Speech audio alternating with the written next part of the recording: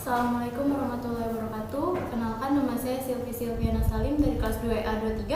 Di sini saya ingin menjelaskan mata kuliah pengantar teknologi SIM 2 terkait materi tentang Database Management System atau DBMS.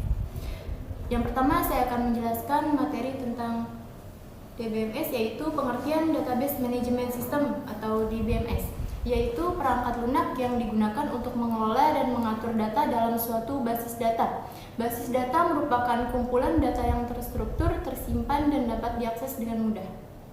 Kemudian di sini ada komponen sistem basis data yang diklasifikasikan menjadi 4, yaitu data, yang kedua hardware atau perangkat keras, yang ketiga software atau perangkat lunak, dan yang terakhir adalah user.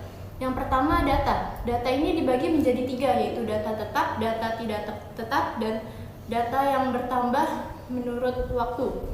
Data tetap adalah data yang tidak mengalami perubahan dalam kurun waktu yang lama, misalnya data pribadi mahasiswa. Kemudian yang kedua ada data tetap. Data tetap ini yaitu data yang secara rutin mengalami perubahan, misalnya data rencana studi mahasiswa atau yang biasa disebut dengan KRS.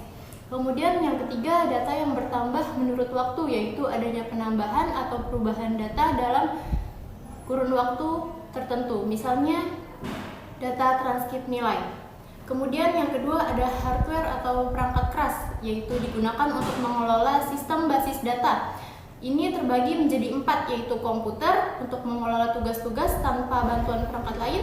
Yang kedua, memori sekunder online atau hard disk. Yang ketiga, memori sekunder offline atau removable disk, yaitu untuk membackup data.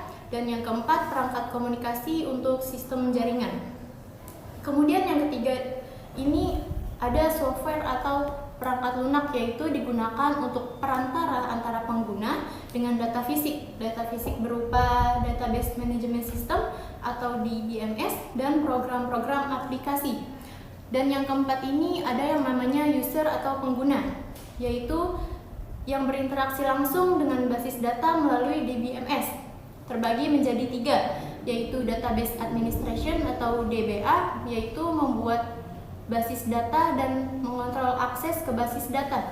Kemudian yang kedua ini ada programmer, yaitu orang yang membuat aplikasi basis data.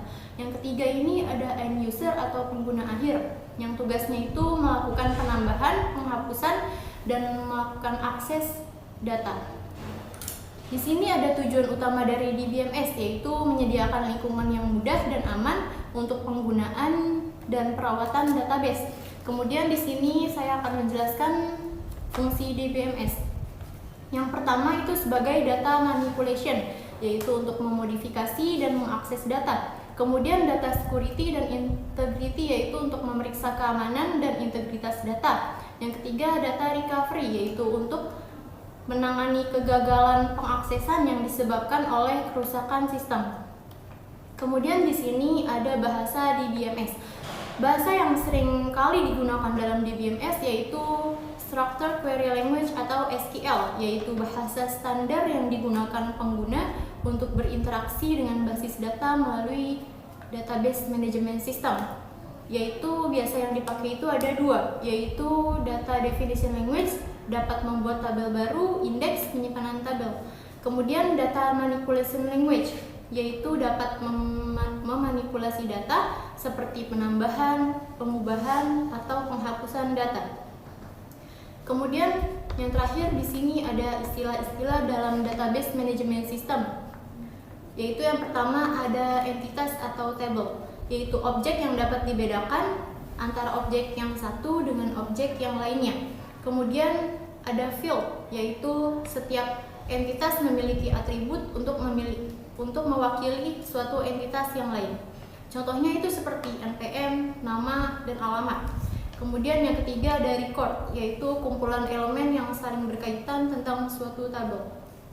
Kemudian yang keempat itu ada kunci atau sebagai primary key, yaitu tanda pengenal yang memiliki nilai unik untuk mengidentifikasi suatu tabel.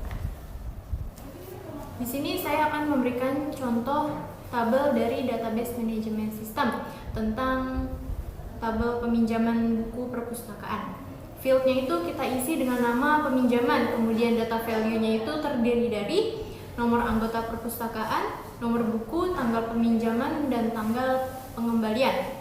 Selanjutnya saya ingin memberikan contoh dari entitas atau tabel dari anggota perpustakaan. Fieldnya itu kita isi dengan anggota, terus data value-nya itu terdiri dari yang pertama nomor anggota perpustakaan, yang kedua nama anggota, yang ketiga tempat lahir, yang keempat alamat, dan yang keenam itu jurusan atau jabatan. Sekian pemaparan materi yang saya sampaikan mengenai database manajemen sistem. Kurang lebihnya mohon maaf. Wassalamualaikum warahmatullahi wabarakatuh.